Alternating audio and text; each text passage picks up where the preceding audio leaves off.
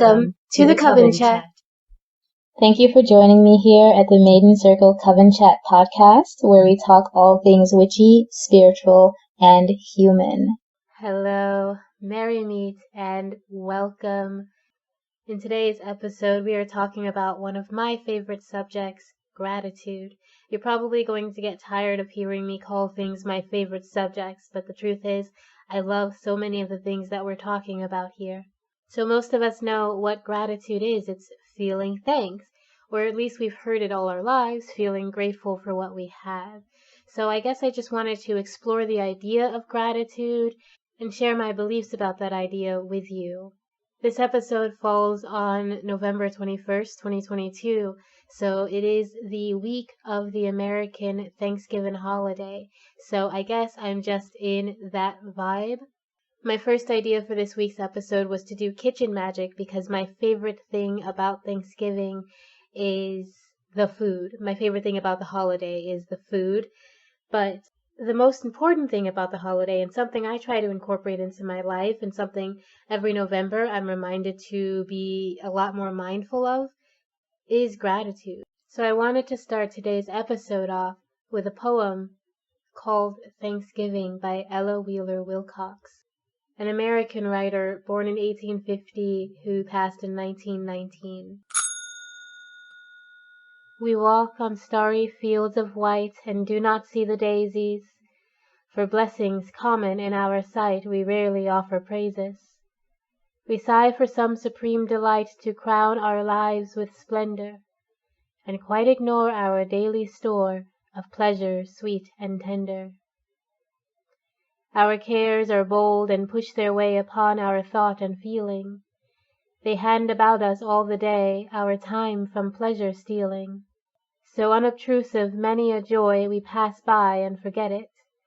But worry strives to own our lives and conquers if we let it. There's not a day in all the year but holds some hidden pleasure, and looking back, joys oft appear to brim the past's wide measure. But blessings are like friends, I hold, who love and labor near us. We ought to raise our notes of praise while living hearts can hear us. Full many a blessing wears the guise of worry or of trouble. Far-seeing is the soul, and wise, who knows the mask is double. But he who has the faith and strength to thank his God for sorrow has found a joy without alloy to gladden every morrow. We ought to make the moment's notes of happy, glad thanksgiving, the hours and days a silent phrase of music we are living. And so the theme should swell and grow as weeks and months pass o'er us, and rise sublime at this good time, a grand Thanksgiving chorus. That is such a beautiful poem. I am so honored to be able to share it with you. Take some time to think about that poem. Think about what it's actually saying, about how we choose to experience life, and what we choose to focus on, and where we choose to place our energy.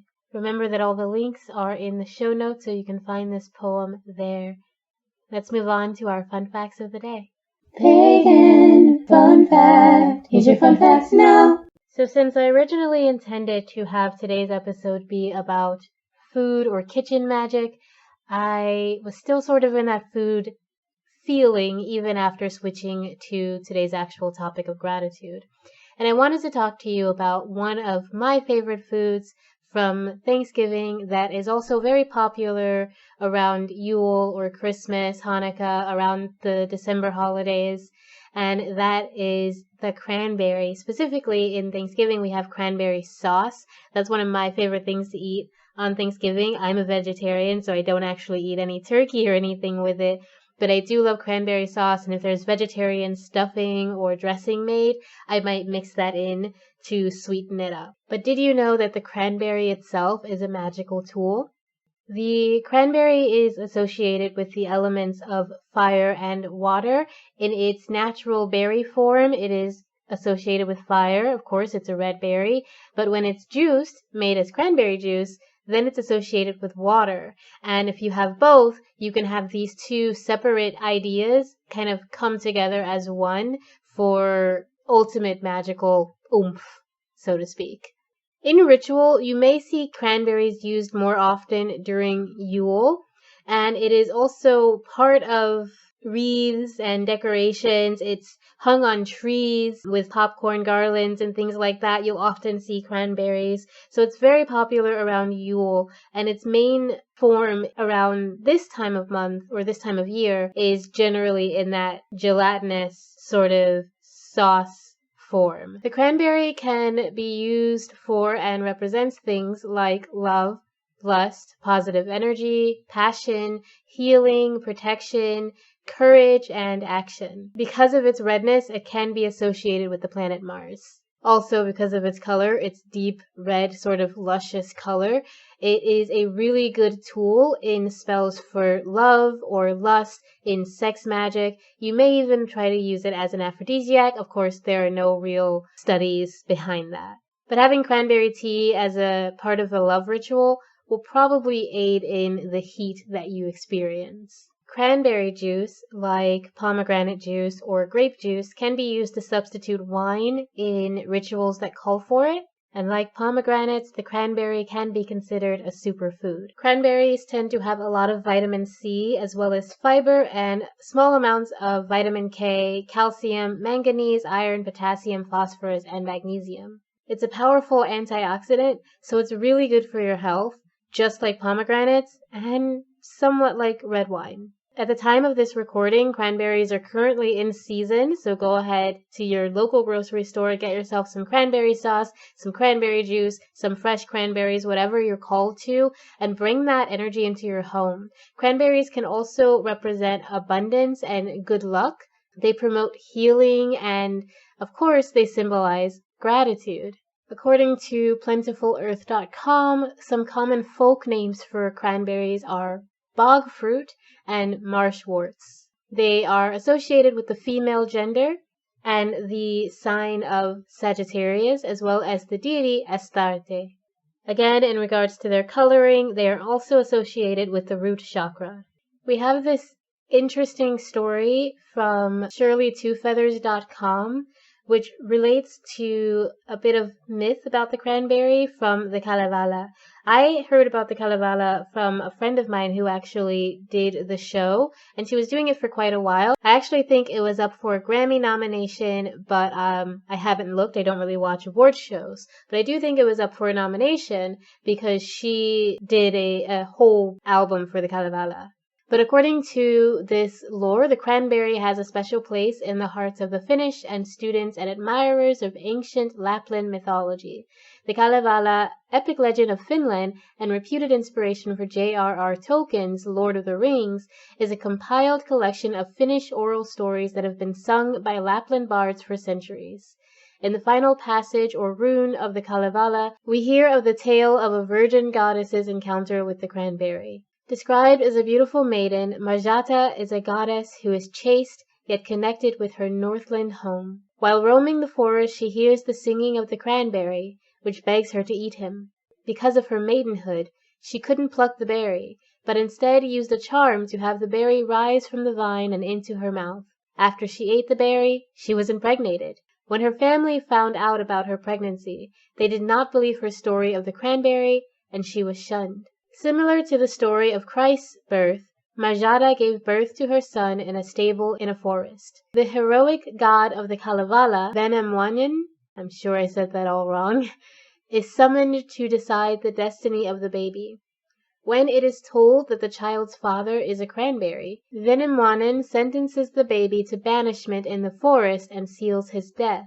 However, when the baby pleads for his life by pointing out Venemwanen's unfair judgment, he is saved.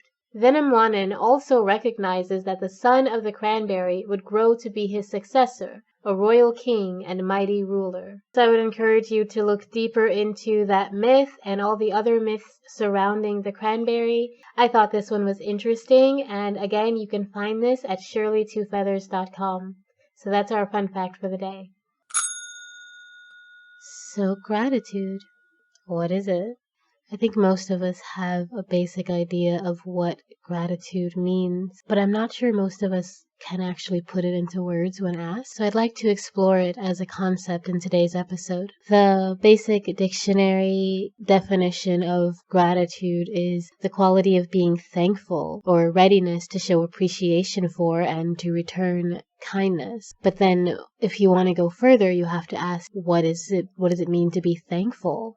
And what does it mean to appreciate something, to feel appreciation? There is, of course, as that definition mentioned, the desire to return kindness, but sometimes that's done out of obligation. I know a lot of people who are taught growing up that if you don't say thank you, if you don't return a gift or write a thank you note for people coming to a party that you didn't even know, or kids bringing you gifts, you would be rude. Whether or not the feeling of gratitude is actually instilled during those events is a whole different matter. Because essentially what is being said or taught is you must return the kindness because someone did for you. It's tit for tat and not necessarily be glad for that. I'm very sorry. But also it's true. So what is actual gratitude? What does it actually feel like to be thankful, to say thank you and have that thanks in your heart? It's a difficult concept, really. And I'm, of course, just exploring here and not telling anyone what to think or how to think. I'm simply sharing what I've thought. In my experience, gratitude it's an offshoot of joy and comfort and pleasure. It's a type of pleasure. When you're really glad for something, you feel good, right? When even if something not so great had been happening, like, you trip. You're walking down the street and you trip and someone catches you. You feel grateful for having been caught, and that's a pleasant, positive, joyful feeling. That's feeling, oh, nice, I didn't hit the ground. How wonderful. And so there is this seed of joy that is sprouting within you. So when I'm feeling grateful, it's typically in moments of peace. I am sitting and looking around and realizing that I have so many blessings available to me. And the energy surrounding me is so often positive. And I am very lucky for that because it hasn't always been that way personally. And I know it's not that way for many people right now.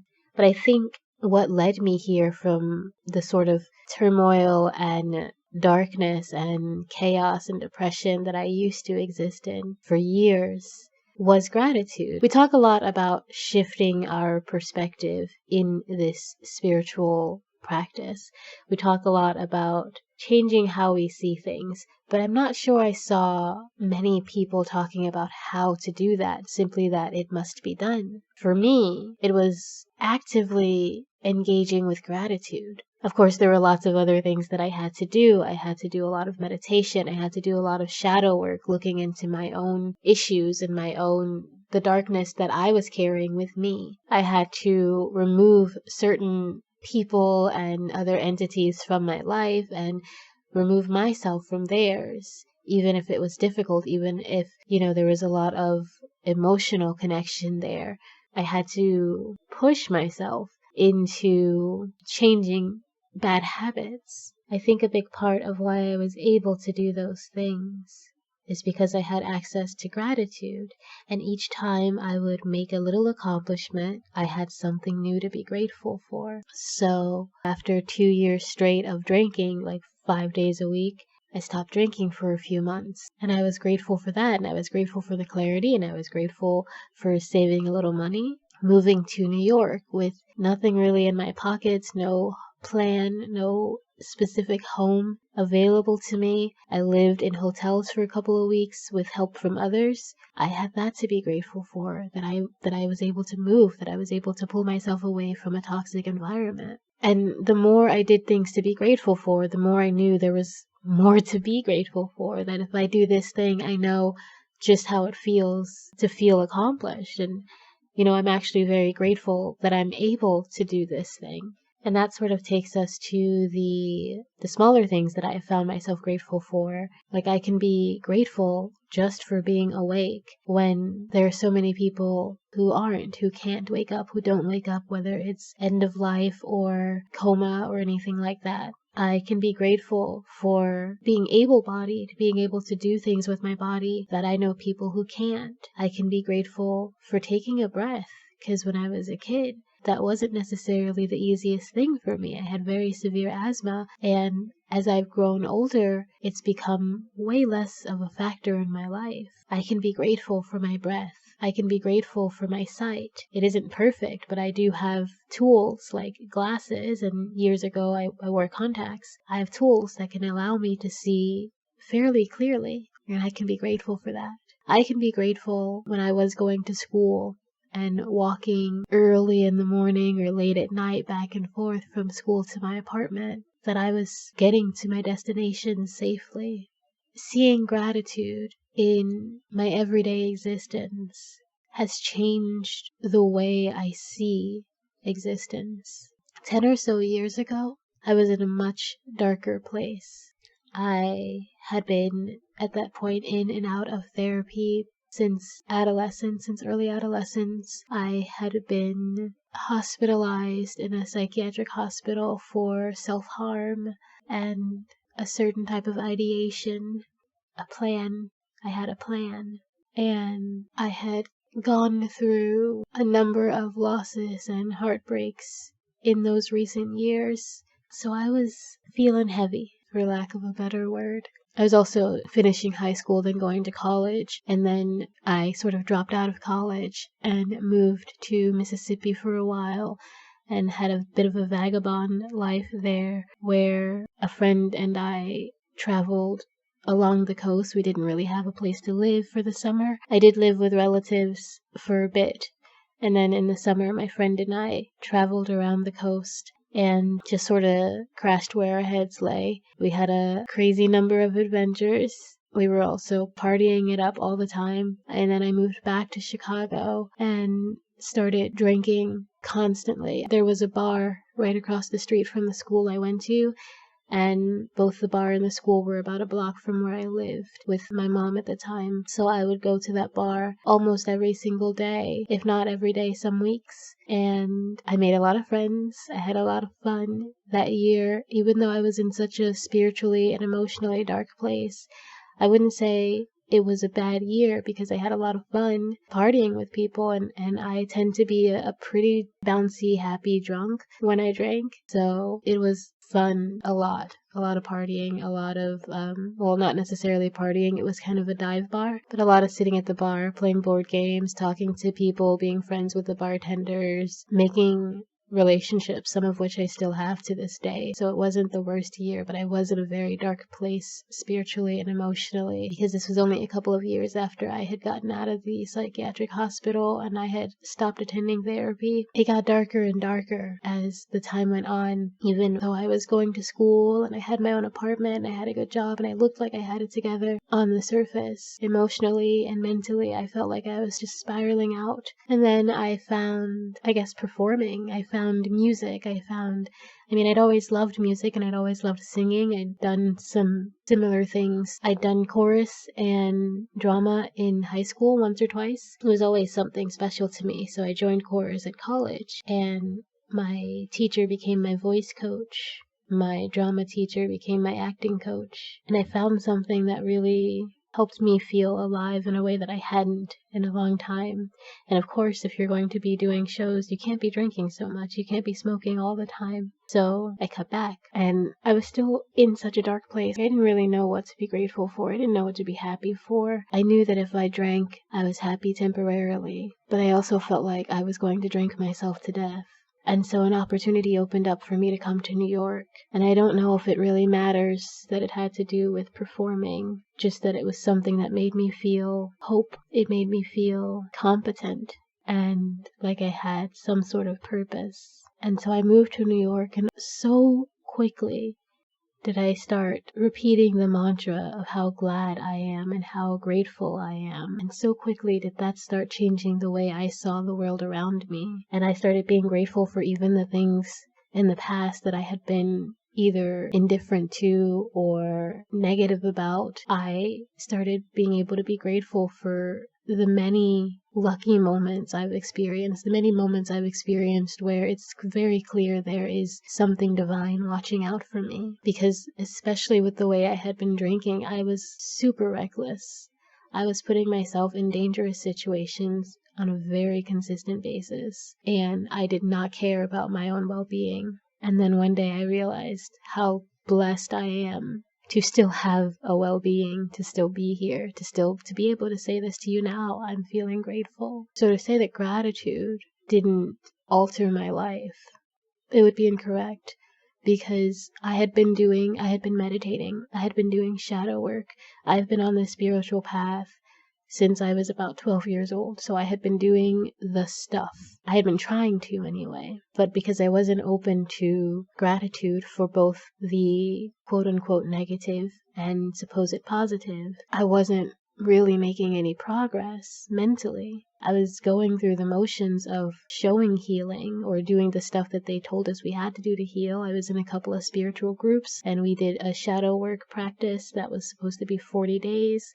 And it was cool, but it didn't necessarily change anything. It didn't necessarily change the way I saw life. It, I suppose, showed me a lot of my own darkness. But I had been engaging with that since before I became a pagan. That was part of why I became a pagan, engaging with what was dark inside of me, engaging with the things that I was ashamed of, or that I was scared of, or that I didn't like about myself, about my nature, about my spirit.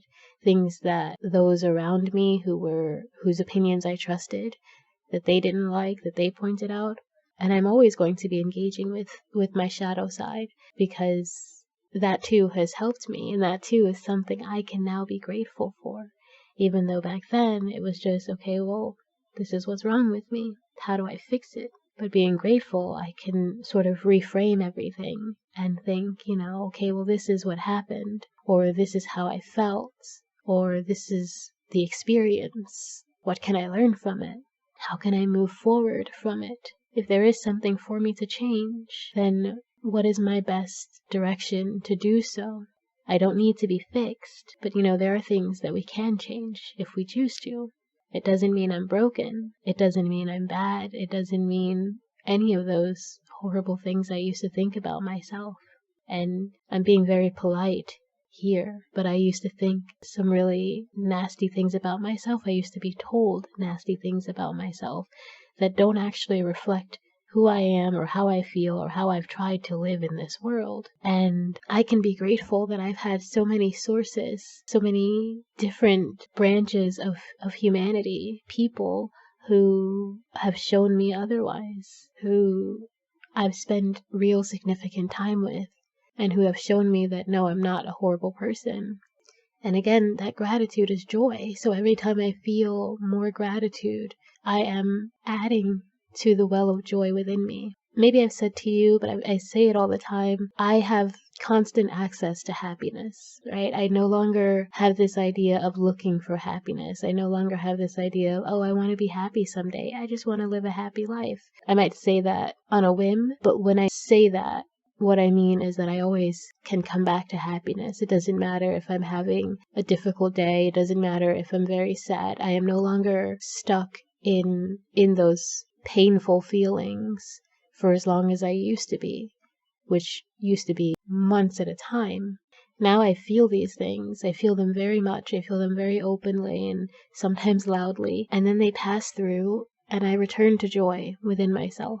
And I have constant joy because I have constant gratitude. Sometimes those feelings, the things that would have sparked a complete meltdown 15 years ago, are kind of more of a shrug and a sneer today, because I'm no longer seeing the world in such a dark light, because I'm now seeing what I can be grateful for, even in heavier moments, even during heartbreak. There's something that can be learned or hoped for. Hope and gratitude, I think, for me, are very tied together, because I'm grateful now and I can hope to be grateful for something new. And I am grateful for having hope, because hope is another thing that keeps us moving forward. It's never just one thing, it's a whole lifestyle. It's a whole way of being. Gratitude, hope, love. I could say that all of these things have kept me afloat personally, and I think if we can all have access to these things, and of course kindness for each other and ourselves, we'll all live better lives, all of humanity. So this week is Thanksgiving in the United States. Other countries do practice Thanksgiving, but since I have only ever lived here in the States, that's the only one I know to talk about. A lot of people, and especially those who are spiritually in tune, may connect this holiday to colonialism, to violence, to betrayal, because the first Thanksgiving story that we grew up with is based on those things. You know, the story that we hear about in school, that we do as plays, that Wednesday Addams made spectacularly better. Story of pilgrims and indigenous people sharing a meal, giving thanks for the land and the alliance, being based on a truth of violence and manipulation and, again, betrayal. But in 2022, no one's celebrating Thanksgiving for that. No one's getting together every year to celebrate colonialism. Sometimes it just feels like some people just want to fight. They just want to be mad about something. Let them. But nowadays, and in my growing up, in my experience, Thanksgiving is about gathering families together to eat a lot of food, to express gratitude, and sometimes to watch football. It's the American holiday. You don't have to connect it back to something that happened centuries ago. I think our ancestors will forgive us if we don't relate everything joyous and everything connective to their suffering. Our ancestors also laughed and loved and enjoyed time with their families. For me, this holiday has never been about that story with the pilgrims and the Native Americans. It's always been about the family, the food, the gratitude, and sometimes football. If you do feel that connection to the so-called first Thanksgiving, I ask you to see if you can create a new connection to the new Thanksgiving, to the now Thanksgiving, today's Thanksgiving. Can you connect with the idea of a holiday that is meant for bonding, for nourishing, for sharing love, and of course for gratitude? As I keep saying, everything that exists in human society is human doing. So change the energy of that day. You don't have to remove the day because one version of it was dreadful, even though the last at least 50 years have been about something entirely different. You can take what the last 50 years have been and enhance that energy. Be extra grateful for the month of November. Be extra attentive to your gratitude for the month of November. Be super thoughtful about the foods that you eat and cook. Think about what's in season, like cranberries, apples, just anything that is fresh and ripe and ready to eat during this season. Enjoy a lot of pumpkin pie or squash for this season. I don't know, I'm not a gardener, but you can be mindful about what the season is, be extra grateful, and be more connective with those you love. Just reach out to your friends and family more than maybe you would or have this year, and put that energy into this holiday so that the trauma of its incarnation is overwhelmed by love and healing and good food, body nourishment. Gratitude at all times is important and necessary, but why not have a day where it's the focus, or a month? So I ask that you enjoy this holiday, that you engage deeply with your own gratitude, and if you're in the place for it, enjoy some football. Let's move on to the tarot section of today's episode. Okay, so if you have been listening, you know the deal. It's time for our tarot messages for the week. So I am asking my higher self and the higher selves of all who are connected into this reading, all who will resonate with this reading, all who are meant to. I am asking our Lord and Lady, our God and Goddess, our Mother and Father, our angels, our ancestors, our passed on loved ones, our living loved ones, our spiritual guides, and all those who watch over us who want the absolute best for us, and especially those who want the absolute best for anyone this reading is meant to reach today or this week, whenever you're listening to it. So what are our energies for the next 7 days? This is a timeless reading, so whenever you're listening to it, whether it's air dates or a year later, what is the energy for whoever is meant to connect with it for the next 7 days, please? Please and thank you. We have the 9 of Wands, the World, the 4 of Cups, the Wheel of Fortune, and that's it. So this week may have some ups and downs. With the 9 of Wands, it's sort of the Wounded Warrior card. It's what I'm looking at now is a wand holding warrior surrounded by smoking wands with a bandage on her head and her or someone else's hat and cloak on the ground. There is a red and black cat above her, symbolizing both flames, fiery passion, heat, and protection. So there's this sense that someone needs or needed protection, maybe earlier in the week or last week. You needed some protection, you needed some, you had a bit of a battle on your hands, but you were left standing tall. And with the World, whatever this battle is, it leads to a sense of freedom, a sense of release, of letting it go, of saying, okay, well, that happened, but it's in the past now. The cat in this image, there are lots of cats. There are cats in every image. I think in this deck, this is the Everyday Witch Tarot. But the cat in this image is now all black, saying you're protected now, and there's no need for that flame, that passion, that maybe anger or whatever it was that was necessary to win the battle. You can let that go now. You're protected. You're calm. This image is a woman on the beach, and she's literally letting something go into the wind, letting her hat go, letting all the stuff that was in her head go, all the stuff that was weighing down her mind go into the wind. And behind her there's this tropical picnic, so there's nourishment, there's abundance. Her foot's in the water, there's this connection to emotional health, but her other foot is on the ground, so there's this groundingness, there's this complete balance.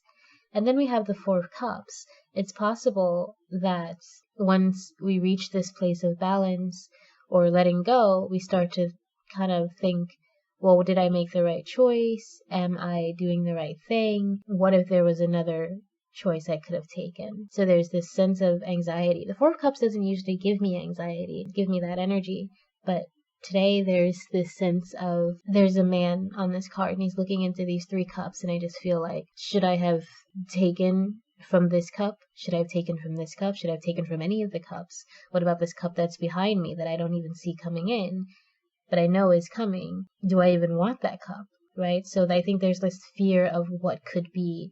So it's possible that there's a big change that you fought for, you planned for, you intended for, you did the work to get to, and then once you find that you're there, you're kind of like, oh, there's this anxiety of like, oh, did I do the right thing?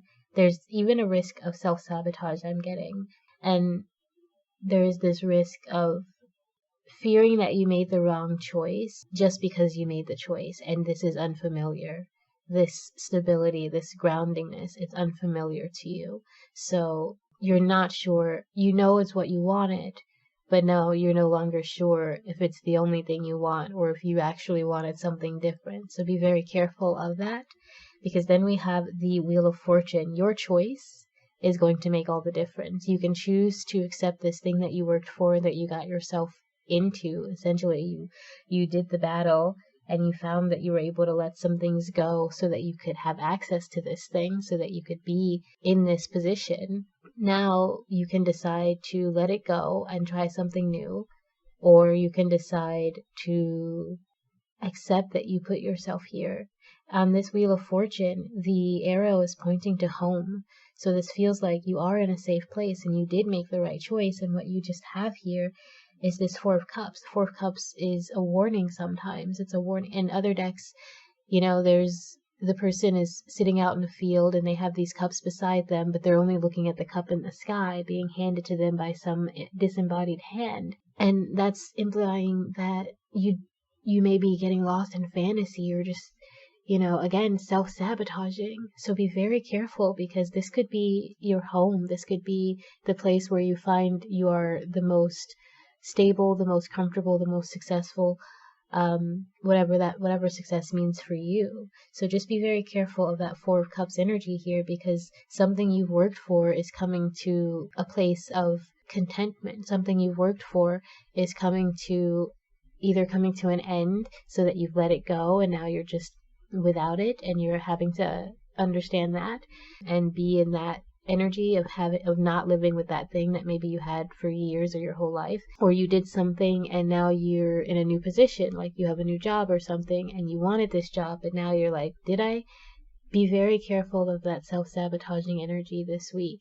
And I would say find gratitude in this home, this stability, this comfort that you have achieved, because this was not easy. This was not something that just fell into your hands. This was time and effort, and sometimes sweat and tears and blood for some of us. So I wish you the best, and I do hope you take this to heart and be very aware of how you're responding to the good things in your life.